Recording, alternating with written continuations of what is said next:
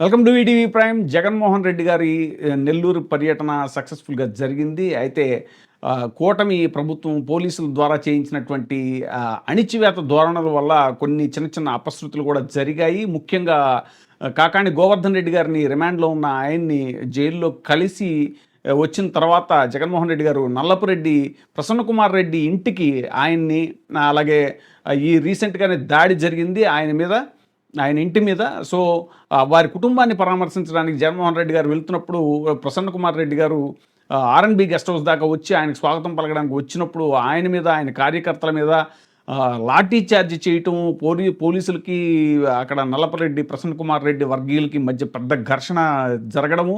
ప్రసన్న కుమార్ రెడ్డి గారు స్వయంగా ఎస్పీ వచ్చి క్షమాపణ చెప్తే కానీ ఇక్కడి నుంచి కదలను అంటూ ఆయన రోడ్డు పైన బైఠాయించడం, ఇవన్నీ కూడా చాలా ఘర్షణ పూరితమైనటువంటి వాతావరణం ఏర్పడిన తర్వాత ఇక వన్స్ జగన్మోహన్ రెడ్డి గారు ఎంటర్ అయిన తర్వాత పోలీసు ఊసు లేదు అన్నట్టు సాగింది. అంతేకాదు జగన్మోహన్ రెడ్డి గారు నెల్లూరు పర్యటన ముందు కూడా అనిల్ కుమార్ యాదవ్ గారిని, ఇంకా మన ఆవిడ కాకాణి గోవర్ధన్ రెడ్డి గారి అమ్మాయి పూజితని, ఇలా చాలామంది పర్వతరెడ్డి, చంద్రశేఖర్ రెడ్డి గారిని, ఇలా వీరిని కూడా అడ్డగించే ప్రయత్నం పోలీసులు చేశారు. కానీ వన్స్ ఆయన హెలీప్యాడ్ దగ్గరికి చాపర్లో ల్యాండ్ అయిన తర్వాత పోలీసులు ఊసేలేదు. పోలీసులు చేష్టలుడికి చూస్తున్నారా అన్నట్టు మొత్తం జనమంతా కూడా ఎక్కడికక్కడ మొత్తం క్రౌడ్ అంతా ఫామ్ అయిపోయారు. ఇక